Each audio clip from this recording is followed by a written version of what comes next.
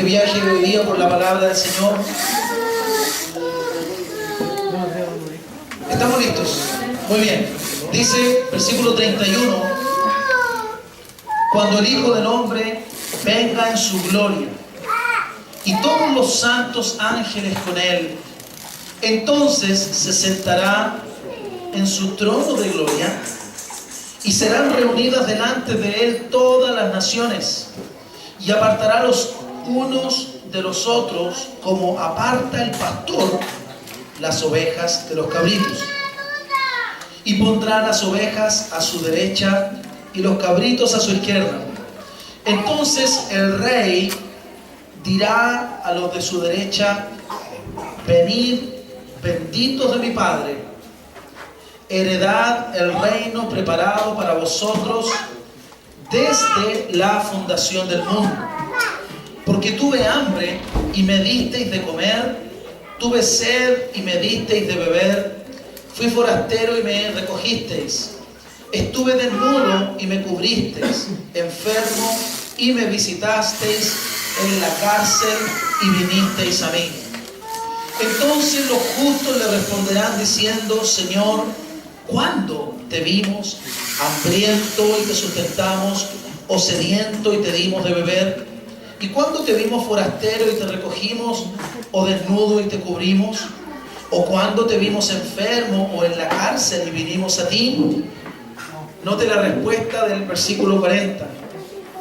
Respondiendo el rey les dirá: de cierto os digo que en cuanto lo hicisteis a uno de estos mis hermanos más pequeños, a mí me lo hicisteis.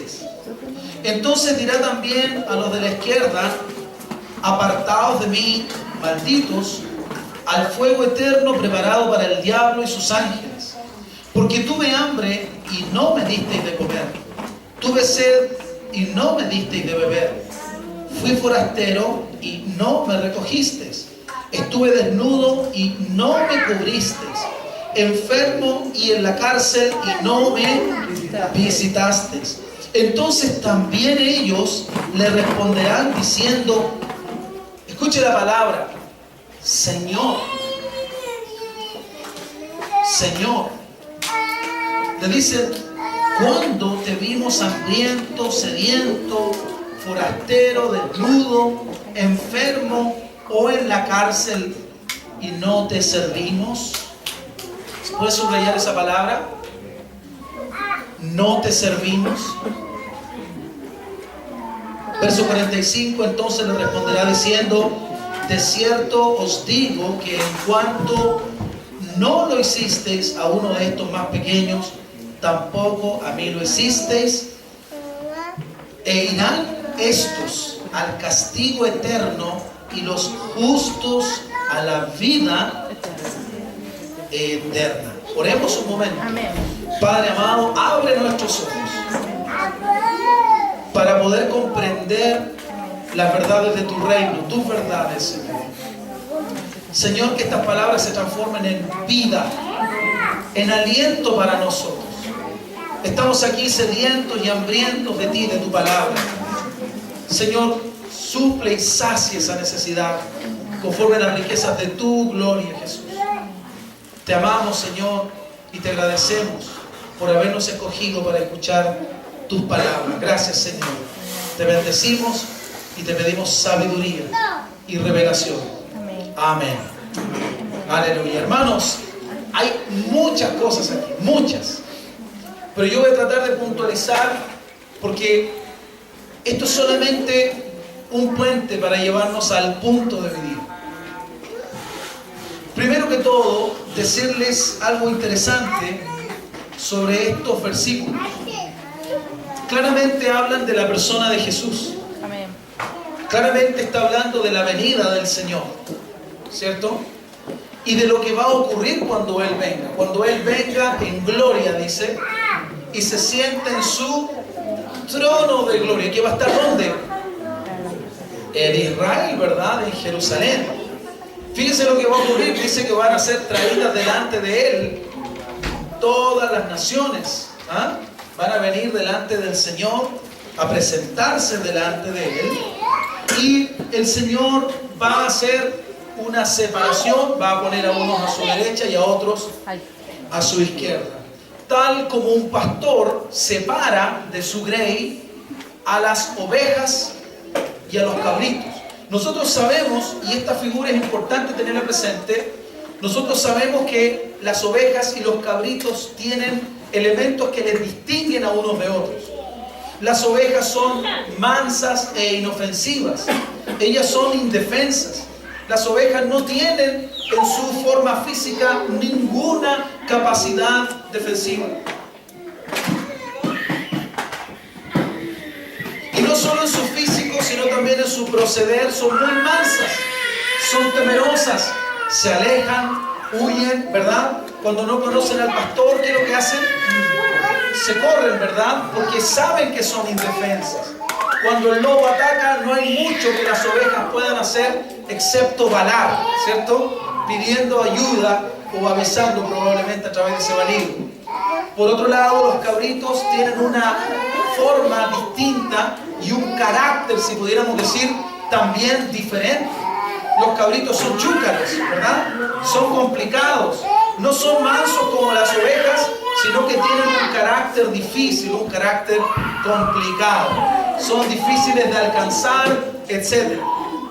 Entonces es importante tener esto en mente para el análisis siguiente, porque el Señor va a separar a la gente de acuerdo a su naturaleza. Amén. De acuerdo a su carácter.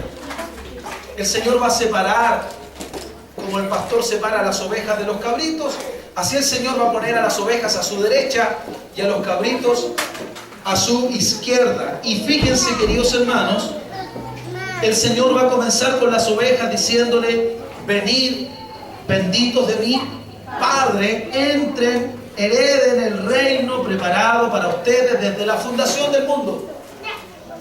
Y luego el Señor argumenta lo siguiente, le dice: tuve hambre, me disteis de comer, tuve sed, fui forastero, estuve desnudo, estuve enfermo, estuve en la cárcel y vinisteis a mí. Y estas ovejas le van a decir al Señor, al Rey, nótese qué importante es ese punto, porque Jesucristo, cuando regrese, regresa como Rey, ¿verdad? Porque Él ya tiene su esposa. Amén. Aquí está hablando de la segunda venida. Y ya tiene su esposa, por lo tanto, ahora Él es Rey. Amén. Su esposa había sido ya arrebatada, ¿verdad? Y había llegado a las bodas con el Señor Jesucristo, con el esposo. Entonces, cuando regresa este Rey, les dice así. Le dice a ellos estas palabras, y los justos, ya no habla de ovejas, sino de justos, o sea, habla del carácter de ellos. Y los justos le responden: Señor, ¿cuándo? ¿Cuándo te vimos desnudo? ¿Cuándo te visitamos en la cárcel? ¿Cuándo ocurrió esto? A ellos mismos no les quedaba claro en qué momento o circunstancia ellos le habían hecho al Rey este beneficio o este bien. Y el Señor les dice: en cuanto se lo hicieron a uno de estos mis hermanos más pequeños, me lo hicieron a mí. El habérselo hecho a uno de estos prójimos suyos es equivalente a habérmelo hecho a mí. Amén. Y esto no es algo exclusivo de esta parte de la Biblia. En el capítulo número 9, donde el libro de los Hechos relata la conversión de Saulo, Saulo no está persiguiendo a Jesús, está persiguiendo a los discípulos, a los cristianos, a los seguidores de Jesús.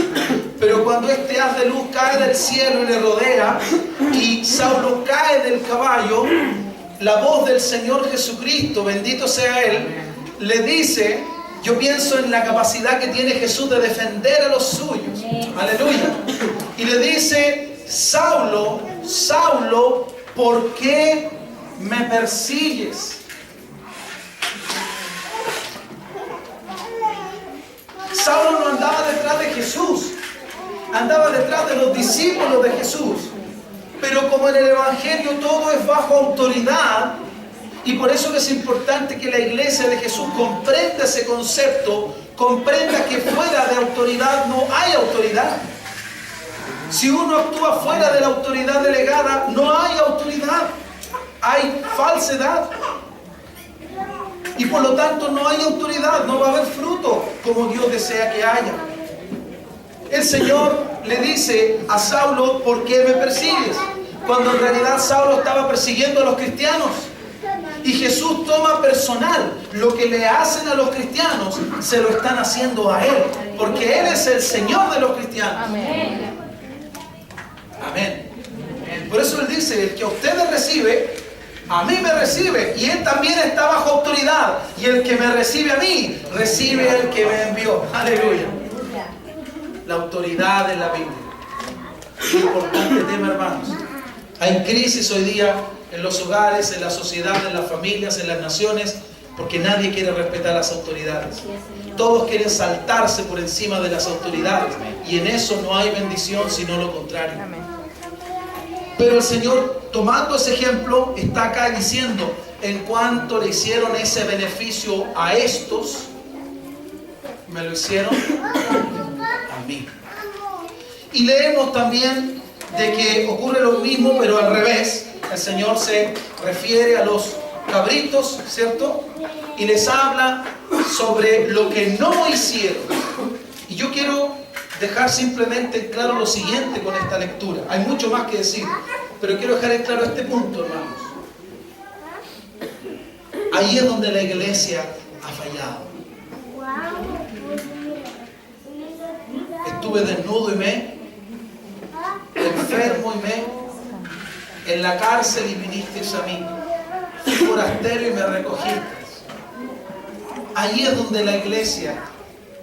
¿Cuánta gente hay de la iglesia aquí que es de la iglesia de Cristo? No de esta, sino de la iglesia de Jesús. Amén. Ahí es donde tú y yo, querido hermano, necesitamos trabajar. Porque nosotros no tenemos el enfoque correcto con respecto a este tema.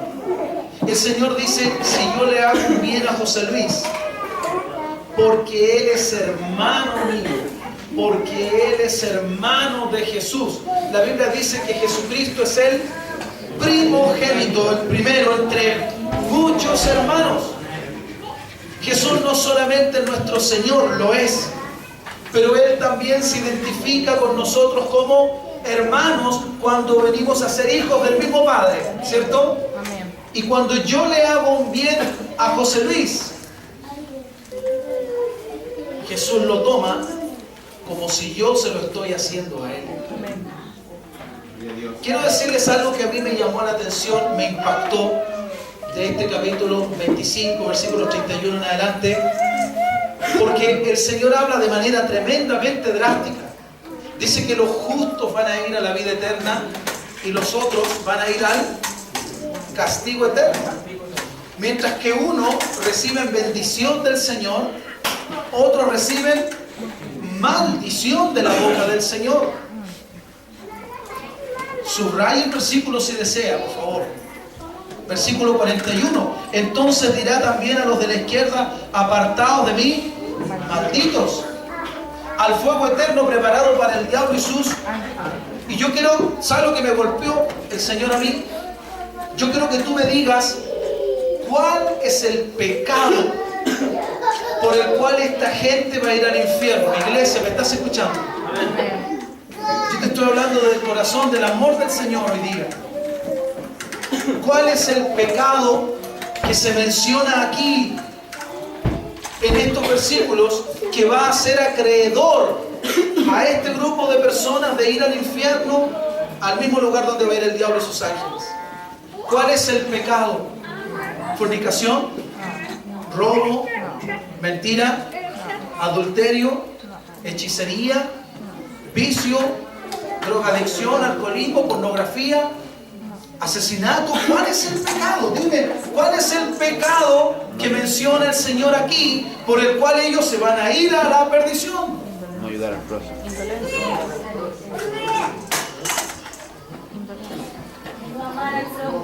Descuidar al prójimo. Simplemente, escúchame, Se lo voy a explicar como Dios me lo explicó a mí.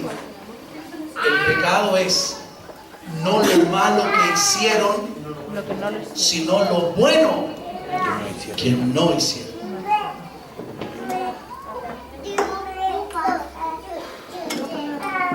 Hermano, está en tu Biblia.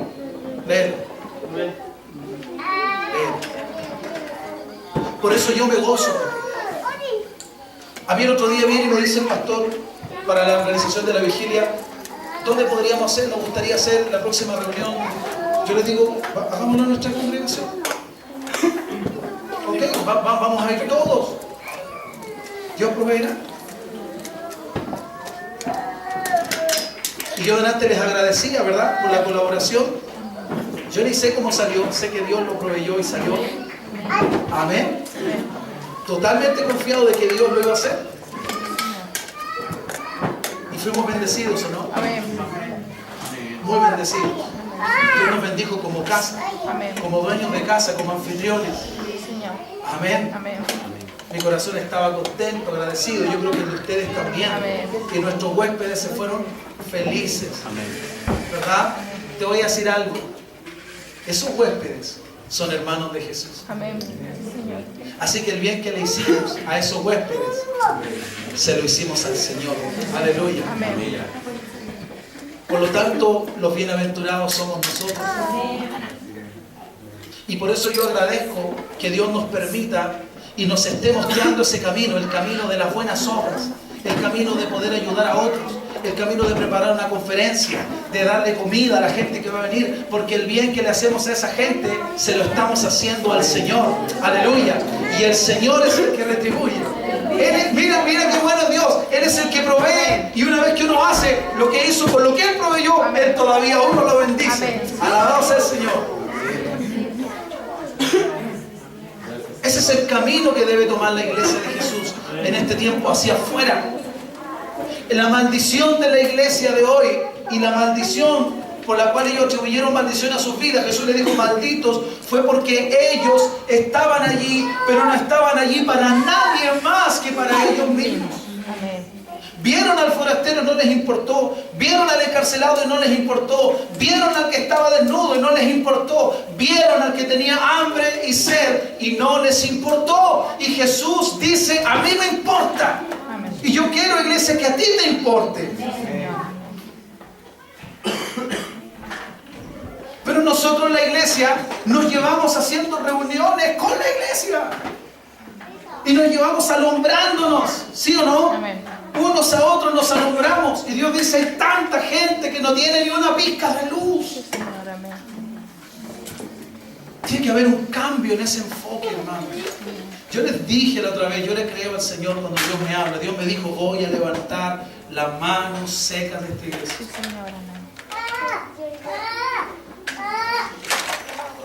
Yo creo que poco a poco Dios está remeciendo esa mano seca. Los impulsos nerviosos están empezando a hacer lo suyo. Quiero decírtelo de nuevo, con el amor de Jesús, iglesia. Dime en qué estado tu vida, hermano. Te lo digo con amor. ¿En qué estado tu vida? ¿Preocupado de ti?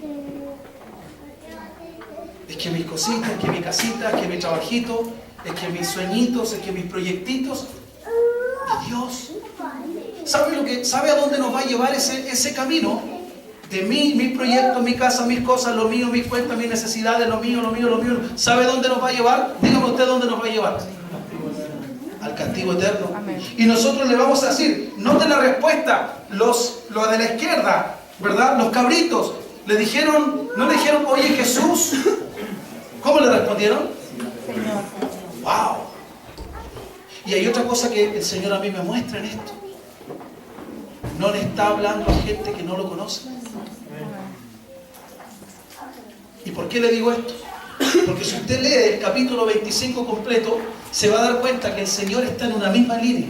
Está hablando primero de las parábolas, de las vírgenes. Y cuando una vez yo hablaba sobre la parábola de las vírgenes, prudentes, insensatas, yo le decía, uno tiende a pensar que las vírgenes prudentes son la iglesia y las vírgenes insensatas son el mundo. Pero eso es un error interpretacional. Son 10 vírgenes. En el mundo no hay vírgenes. La virgen es la iglesia. Que a veces no vive como tal, pero es virgen, dice el Señor. Y el Señor la está preparando para su hijo, para el esposo, ¿verdad? Quiere una iglesia, una esposa sin arruga y sin... Y en eso está trabajando el Señor, en nuestras manchas, en nuestras arrugas. No, deja si está bien. No, no está bien. Porque es al Rey de Reyes al que vamos a ir a desposar. Así que no es cualquier cosa. Pero fíjense que en esa parábola hay 10 vírgenes. No son 5 vírgenes y 5 prostitutas. Son 10 vírgenes. Y solamente la mitad entra. Quiero que lo revise conmigo rápidamente antes de pasar a Hebreos. Ahí mismo, capítulo 25. Aleluya. Vamos a leer, por favor, en el versículo número 1. Muy rápido, hermanos. Para llegar a Hebreos. Estamos, ¿verdad? Entonces el reino de los cielos, versículo 1, será semejante a 10 vírgenes que tomando sus lámparas salieron a recibir al esposo. 5 de ellas eran prudentes, 5 insensatas.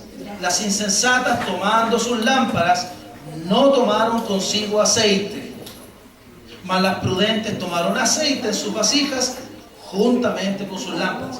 Y tardándose el esposo, cabecearon todas y a la medianoche se oyó un clamor: aquí viene el esposo, salir a recibirle. Por favor, guarden en su corazón el versículo 6.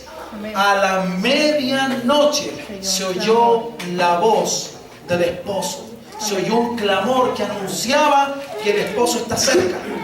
Hay que salir a recibir al esposo. ¿Quién es el esposo? Fíjense, hermanos, por favor, la secuencia. Aquí está hablando de las vírgenes que esperan al esposo. Y en el versículo 31 está hablando cuando el esposo ya vino. Amén. Se sentó en su trono como rey. Amén. O sea, antes del rapto y ahora después del rapto, la segunda venida de Jesús. Y dice el Señor, versículo 6, que a la medianoche, guarda eso, le voy a decir algo al respecto. Versículo 7, entonces todas aquellas vírgenes se levantaron y arreglaron sus lámparas, y las insensatas dijeron a las prudentes: dadnos de vuestro aceite, porque nuestras lámparas se apagan. Mas las prudentes respondieron diciendo: para que no nos falte a nosotras y a vosotras, id más bien a los que venden y comprad para vosotras mismas. Yo te voy a decir una cosa. Te voy a decir una cosa, iglesia. En este lugar se vende aceite de cambio.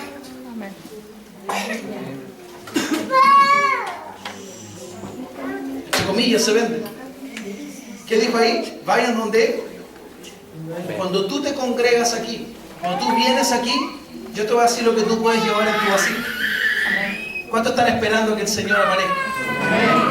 Tienes su lámpara. Pero necesitas algo más. Aceite. Y cada vez que tú vienes acá, yo me doy cuenta. Yo a veces estoy cantando y veo como la lámpara está encendiéndose con la fuerza del Señor, y además hay un depósito de aceite que está cayendo a la vasija que tú andas trayendo. Gracias, Señor. Aleluya. Gracias, Señor. Este es un lugar donde se vende el aceite, pero se vende gratis, hermano. Porque el evangelio no se vende. Pero cada vez que tú vienes acá, tú estás yendo al lugar donde se vende, comillas, el aceite. Y tú, si te metes con Dios aquí, vas con tu lámpara encendida para afuera y con tu vasija con el aceite. Aleluya. Y hay gente afuera que te dice: dame de tu aceite. Y tú le tienes que decir: anda al lugar donde venden. Ahí hay abundante aceite para todos los que necesitan. Imagínate, Dios quiere abrir una fuente de aceite mayor. Aleluya. Entonces, versículo 10. Pero mientras ellas iban a comprar, vino el esposo, y las que estaban preparadas, este tiempo de preparación, entraron con él a las bodas y se cerró la puerta. Después vinieron también las otras vírgenes. Las otras vírgenes, ¿se dan cuenta? La misma naturaleza comparten, diciéndole: Señor, Señor, ábrenos. Mas él respondiendo dijo: de cierto os digo que no os conozco. No os conozco. ¿Qué compartían? naturaleza. ¿Te das cuenta? Aunque 5 eran prudentes y 5 sensatas, eran las 10 vírgenes. Y solamente, escúchalo iglesia amada, solamente la mitad entró. Yo quiero hacerte una pregunta a ti. Dime la verdad. ¿Tú crees que Dios quiere que solamente la mitad de esta congregación entre en el reino? No. ¿Quería el esposo que las 10 vírgenes entraron a recibirlo? ¿Por qué solamente pudieron entrar 5 y 5 no entraron? Por no estar preparadas. Querido hermano, querida hermana, te lo ruego, te lo suplico en el amor cristiano. ¿Habrá algo en tu vida que tú debas preparar? ¿Habrá algo en tu vivir que no está de acuerdo con Dios? Y que si esa voz dijera, el esposo viene ahora, y tú tuvieras que salir, tú podrías quedarte afuera por no estar preparado. No esperes. Porque afuera va a ser el lloro y el crujir de dientes, de la impotencia. Ahora es el tiempo, iglesia. Ahora es el tiempo de prepararse. No es mañana, no es en un mes más. El otro domingo me preparo. Señor, a partir del lunes yo me empiezo a preparar. Tú no sabes si vas a llegar. Yo no sé si voy a llegar. Amén. Vamos ahora a Hebreos, capítulo 11, versículo 7, por favor.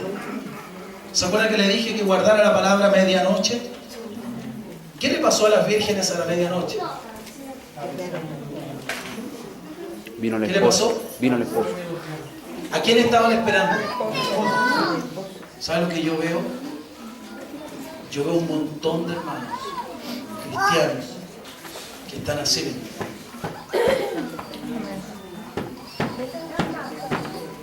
Y que para peor no tienen aceite en su vasija.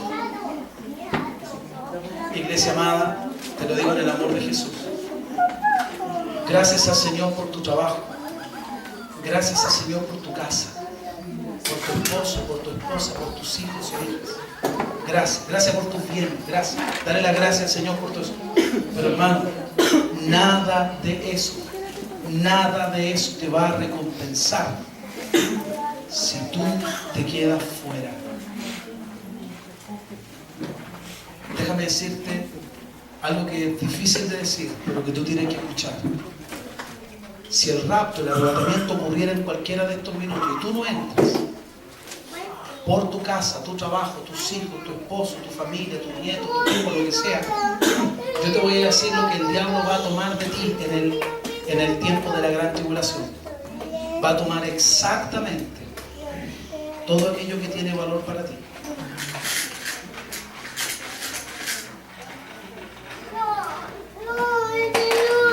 Eso es lo que va a tomar. Por eso que nosotros debemos tener esta postura. Entra conmigo, no quiero. Ven, yo te guío, yo te ayudo. Es que no me siento fuerte. Vamos, el Señor te va a fortalecer. Ven conmigo. No, sé que no me interesa. Lo siento. Amén. Lo siento. Amén. Lo siento. Amén. No le voy a dar otra oportunidad. Y mientras estoy dándole la oportunidad, ¿sabes qué estoy haciendo? Estoy descuidando de hacer un montón de cosas que yo debería hacer. Una cosa, una persona me tiene amarrado, y eso es lo que hace el diablo. Nos amarra con algo. Lo que sea, hermano. Lo que sea te puede amarrar. Pero no debe haber nada lo suficientemente fuerte como para que te separe del Señor. ¿Me está escuchando, verdad? Amén. Yo eso lo digo en amor. Iglesia, yo creo, tengo la firme convicción que Cristo quiere que todos los que estamos, y aún los que no están, Él desea que todos entren en su reino. Pero para entrar en el reino hay que prepararse. Hay que poner ciertas cosas en orden. Si yo vengo, escucho, aprendo, pero no vivo, eso lo único que hace a mi vida es traer mayor Condenación. Dios me va a decir con los ojos abiertos, hiciste lo malo. Jesús dijo, mayor castigo será, ¿verdad? Para aquellos que recibieron y no quisieron responder. ¿Qué tiene que pasar para que respondamos? Al Señor. Si el Señor me está llamando a arreglar mi vida en cualquier área, arréglala, vas a ser bendecido. Arregla tu vida, querido hermano. Suelta lo que tengas que soltar. Una mala amistad. Hay una mala amistad que te tira para afuera. Suelta esa mala amistad si no te ayuda en nada. No te está haciendo ningún bien.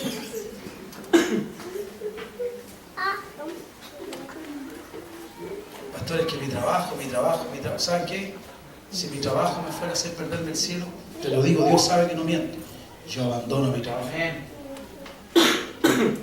Si ¿con qué pago mis cuentas? Si estoy haciéndolo para la gloria de Dios, Dios me abrirá un trabajo mejor.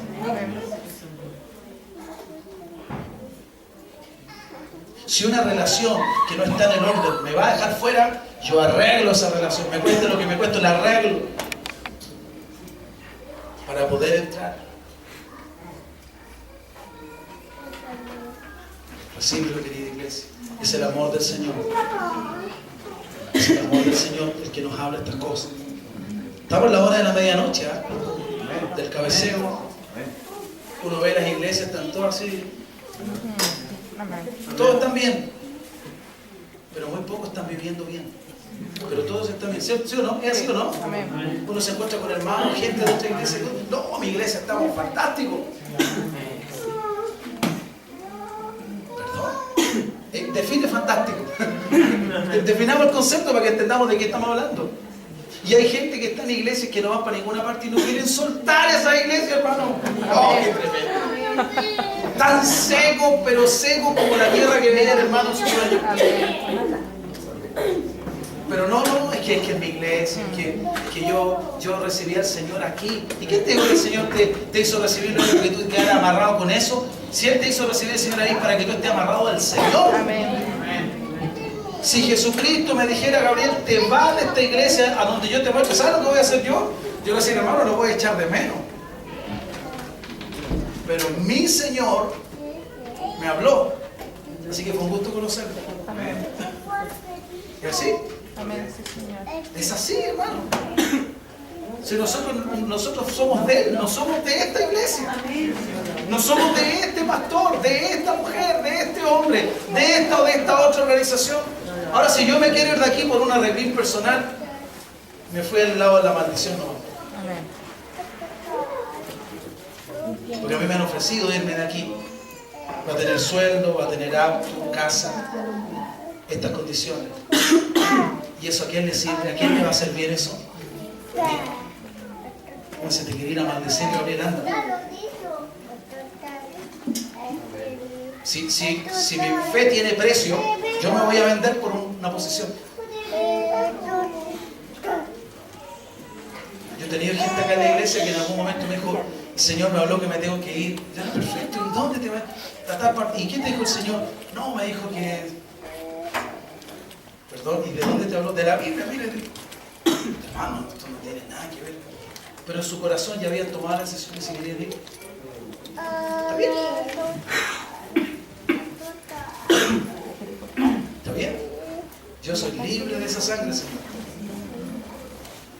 Ahora si no quiere estar conmigo, ¿para qué no quiere ir? ¿Sí o no? Es así. Amén. Vamos a Hebreo 11, hermanos. Versículo 7. ¿Se acuerdan que llegué hasta el 6 el otro día? Yo les hablé sobre lo poderoso que es Dios, que Él creó todo lo que hay de lo que no era. ¿Se acuerdan del pie? Amén. Tú necesitas Ingredientes. ingredientes para hacer un pie, Amén. pero tú, Dios, nuestro Dios, dijo, sea un pie. Amén. Qué tremendo es el poder de Dios. Amén. Por eso que Él puede hacer milagros. Sí, Señor. Por eso que hay gente inválida que no tiene huesos, no tiene rótulas, no tiene... Y Él en un milagro creativo forma una rótula, forma un hueso, forma... Y esa gente que está inválida comienza a caminar. Si Dios puede hacer esas maravillas, ¿cuánto más no puede hacer por mí y por ti? ¿Cómo dijo el Señor? Hombres de poca fe. Yo a veces me analizo y me doy cuenta que tengo poca fe. ¿Te ha pasado, no? Oh, Señor, yo que a veces creo que estoy ahí. Mi perfecto. Nada. Viene una cosita y me sacudo toda la vida, ¿cierto? Bueno, pero eso me enseña a que las cosas no eran como yo pensaba. Entonces el versículo número 6, que era el que habíamos terminado, dice: sin fe es imposible agradar a Dios. Si una persona cualquiera quiere agradar a Dios, y ese debería ser nuestro norte, agradar al Señor con lo que hacemos, con lo que vivimos, ese debería ser nuestro objetivo. Que las cosas que yo hago, Él esté contento. Y mis amigos que no son cristianos van a venir y me van a decir: oye, ¿y esto? Mis amigos no van a estar contentos. Pero yo voy a estar feliz de saber que mi Dios Amén. está contento. Amén. Por eso no debe escoger. Uno tiene que tomar esa decisión todos los días. Esta decisión que yo voy a hacer en este asunto, en esta situación, en esta relación. ¿Para quién la voy a hacer? ¿Para agradar a quién? ¿Y a quién debería poner? Adiós. Al Señor. Al Señor. Él debería ser aquel a quien yo busco agradar. Amén. Y cuando yo busco agradar a Dios, todo anda bien conmigo. Amén. No quiere decir que no tengo problemas, no. Tengo problemas igual, los problemas van a venir igual. Pero va a haber paz entre Dios y yo. No va a haber nada que Dios me reclame. ¿Me entiendes? Pero si lo que yo busco es agradar a la gente, voy a tener problemas con Dios. Señor. Dios me va a decir: preferiste agradar a otro. Y eso es algo que Dios no me va a perdonar en un momento dado. ¿Me entiendes? Porque eso es traición.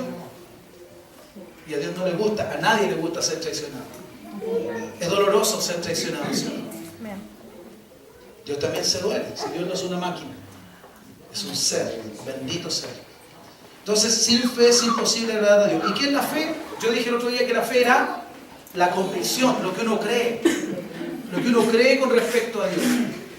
Y les dije, para los que no estaban, muy rapidito, que el diablo exactamente va a atacar aquello que Dios quiere contigo.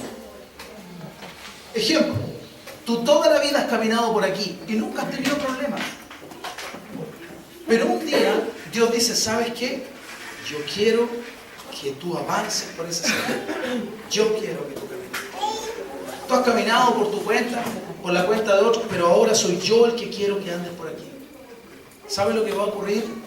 Satanás, desde ese momento, Satanás, el diablo, es un opositor. Y él lo único que no quiere en ti y en mí es que hagamos la voluntad de Dios. Ejemplo, vuelvo a la parábola de las vírgenes. ¿Le importaba a Satanás que las vírgenes insensatas tuvieran lámpara? ¿Le molestaba que tuvieran vasija? Mientras no tuvieran aceite en esa vasija. ¿Entienden? Eso sí es complicado. Porque el aceite en la vasija es lo que va a permitir que tu lámpara funcione hasta que se cumpla el objetivo. Entonces, Dios te dice: quiero que avances por acá. Y desde ese momento Satanás marca, dice: no tiene que pasar por aquí. Y se levantan todos los problemas habidos y por haber. Hay personas que se congregaban en otras iglesias que han venido acá y que me han contado a través del tiempo que yo pastoreo esta iglesia, me han dicho: ¿sabe, pastor? Que a mí nunca me había costado tanto congregarme. Nunca. Yo iba a la iglesia, no tenía ningún problema, pero yo desde que llegué acá se me levantaron los problemas más increíbles. ¿A alguien le ha pasado? Amén. Amén. Amén. Las cosas más locas, las más raras te pasan. ¿Por qué? Porque Satanás sabe que en este camino hay algo bueno de Dios para ti. Entonces Él lo marca. No le importa que vayas a esa iglesia, a esta, da lo mismo. Porque Él más encima maneja esos lugares. Pero Satanás sabe, y lo digo para la gloria del Señor, que aquí prevalece la palabra de Dios. Y aquí nosotros buscamos agradar a Cristo, no a una persona. Entonces Dios sabe que aquí sí hay posibilidades reales de que una persona entre en su propósito. Y por lo tanto Satanás dice: no, hay que bloquearle el paso. Y yo les daba ejemplos el otro día puntuales. Cuando el Señor dice en su palabra, por ejemplo en Hebreos 10:25, no lo busquen, hermano, o léanlo conmigo porque estamos ahí mismo en realidad, sí, estamos ahí, 10:25, estamos en el 11. Dice el Señor: no dejando de congregarnos, como algunos tienen por costumbre, sino exhortándoos, y tanto más, cuanto veis que aquel día se acerca, el día del Señor, de que hemos estado hablando. Entonces Dios lo marca para ti, para mí, dice, no dejes de... Congregarte. ¿Qué hace el diablo? Comienza toda una confabulación Amén. para que tú no puedas congregar. Que te falta plata, que te enfermaste, que hubo un problema familiar, que tuviste que hacer esto, y una cosas para que tú no puedas. Y así, hermanos, el Señor dice, sin santidad nadie verá. Satanás, cuando escucha eso, lo marca y dice, vamos a tratar de hacer que esta vida sea cualquier cosa menos Santa. santa. Porque eso es lo que Dios quiere. Una vida santa. Y yo le di varios ejemplos el otro día. Si alguno quiere, por ejemplo, en Hebreos leíamos recién 11, versículo 6, dice, sin fe es imposible agradar a Dios. Ese era mi tema el otro día. Sin fe, sin creerle a Él, sin estar convencido de que Él es capaz de hacer todo lo que Él quiere hacer, yo no puedo agradar a Dios. Dios se ofende cuando yo desconfío de Él. Amén. Tú que eres mamá, papá, y cuando tú le dices algo a tus hijos o a tu esposo, o sea, a tu cónyuge, y no te cree, ¿cómo te sientes tú? Tú te sientes mal y a veces te sientes ofendido. Entonces, oye, un momento, yo soy una persona de palabra, ¿sí o no? Amén. Dios se siente así. Cuando uno no le cree, porque dice, momento, yo soy veraz. Dios dice, yo soy veraz, Él es veraz. Sea Dios verdadero, veraz, y todo hombre mentiroso, pero Él es verdadero. Entonces cuando Dios dice, es imposible que tú me agrades a mí si tú no confías en mí, ¿qué hace el diablo? Viene a atacar tu confianza en Dios. ¿Lo está entendiendo, no? Todo lo que Dios dice, Satanás lo escucha y lo ataca. Todo eso lo ataca. Satanás no ataca otras cosas. No le interesan otras cosas. A Satanás lo que le interesa es que la voluntad de Dios no sea hecha en nosotros. Amén. Por eso tienes luchas, por eso tienes problemas. Y hay un montón de ejemplos. Por ejemplo, la Biblia dice en 1 Tesalonicenses 5:17, orad sin cesar. Y tú dices, ya, ahora voy a orar. Ding dong. Ya, voy a atender a la vecina. Sí, vecina, listo. Ahora sí voy a orar. Sí, celular. ¿Qué? No te puedo ver. Voy a tener que salir, Señor, después me oro. Hay que orar. ¿Por qué? Porque Satanás sabe que es Dios quien dice, ora sin cesar. Entonces cuando él ve que yo tengo la actitud de hacer lo que Dios quiere, él se levanta en picada para atacar exactamente lo que Dios pidió. ¿Entiende por qué tienes tantas luchas o no? Dios viene y le dice a esta iglesia, por ejemplo, quiero que sea una iglesia que ayude al prójimo, y te empiezan a pasar una pila de problemas personales. ¿Y a dónde te llevan a volver tu mirada? Hacia adentro, para que tú no puedas ayudar al prójimo. Por eso la fe dice, Señor, aunque tengo una montaña de problemas personales, si esto es lo que tú quieres, yo voy a dejar mis problemas en tus manos y yo me voy a dedicar a lo que tú estás pidiendo. Y cuando hago eso en fe, yo veo la gloria de Dios, veo su poder actuando en favor de mi vida. Amén.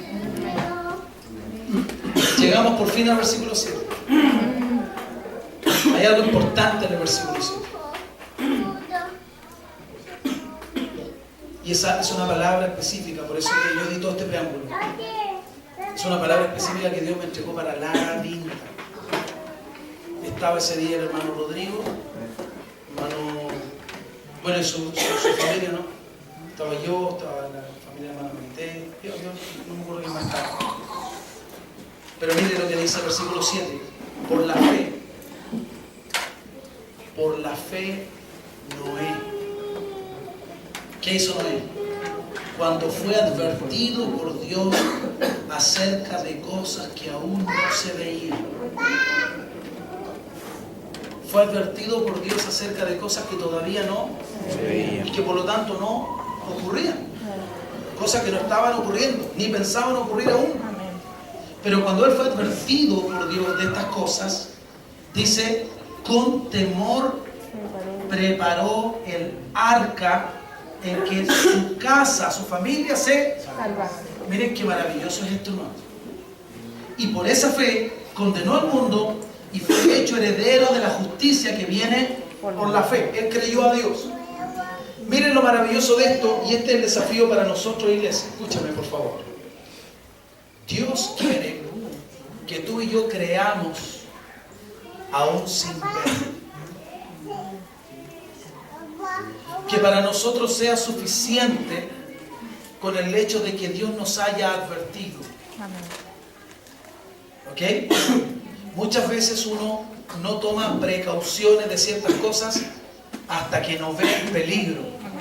Pero nuestro Dios es tan bueno que Él, antes de que venga el peligro, nos advierte para que el peligro no nos tome desprevenidos. Así de bueno nuestro Dios. Y el Señor le dijo a Noé, Noé, yo voy a enviar un diluvio a la tierra. ¿Qué es eso, Señor? Jamás había habido un diluvio en la tierra. Nunca. Después te lo explico, ¿no? Pero tú vas a tener que construir un arca. Hoy, Señor, estamos complicados hoy día. Porque me está hablando de cosas que yo no conozco. ¿Sí o no? Imagínate que el Señor nos dijera: iglesia, Misión Centro Cristiano de Avivamiento, Maipú, quiero que construyas un baladar. Tú le dirías: amén, Señor. Señor, ¿y qué es un baladar? ¿Cómo construyo un baladar si no sé lo que es? ¿Sí o no? Bueno, pero Él esperaría que yo, por fe, así de ridículo como puede parecer, yo dijera: hermanos, el Señor quiere que construyamos un... ¿Cuántos están dispuestos a construirlo para el Señor? Amén. ¿Viste? Eso es fe. Pastor, ¿y cómo se construye? No tengo idea, pero Dios nos va a decir. Aún antes de verlo, aún antes de entenderlo, aún antes de saberlo, Dios dice: ¿me crees o no? Que vale la pena construir esto. Y eso fue lo que Dios le dijo a Noé. Le advirtió, lo dice literalmente el versículo, de cosas que aún no estaban ni cerca. Pasaron, hermanos, más de 100 años antes que viniera el diluvio. Aleluya. Pasaron más de 100 años, pero Dios le advirtió con todo el tiempo necesario para que él pudiera comenzar, desarrollar y terminar esa arca. Qué bueno es Dios. Mientras más tú piensas, más te das cuenta de lo bueno que es Él. Dios sabía cuánto Noé se iba a demorar en construir, porque Él conocía la capacidad constructora de Noé. No estaba Bob, el constructor. No estaba Home Center ni Easy. ¿Sí o no? Él tuvo que construir un arca de la manera más rústica, ¿o no? Pero nuestro Dios, que es cirujano, ¿cierto? Amén. Que es anestesista. ¿Se acuerdan cuando le hizo dormir a Adán? Le sacó la costilla, cirujano también. Él es también ingeniero y constructor. Le dijo: Noé, vas a construir un arca. Y le hizo el arquitecto el plano, el diseño, le dijo así. Le dijo las dimensiones, incluso le dijo el material. Amén. Aleluya.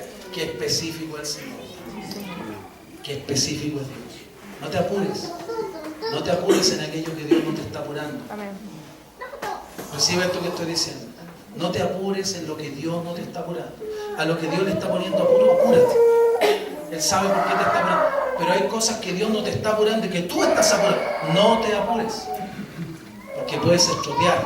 Hay detalles y diseños específicos que el Señor necesita entregar. Y que si tú te apuras, no vas a construir de acuerdo a su patrón y lo vas a lograr. Amén. Guarda esto, ¿ah? Yo no sé para quién es, pero guárdalo.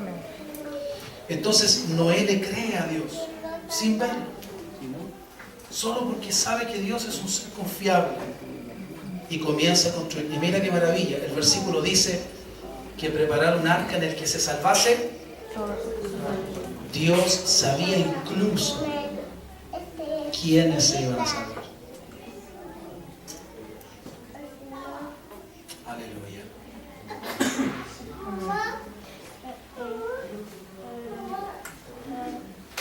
¿Sí o no? Amén. ¿Para quién trabajó Noé? Mira, hermano, él trabajó para Dios. El plan de Dios era que todos tuvieran la oportunidad, pero el trabajo de Noé no fue en vano. Amén.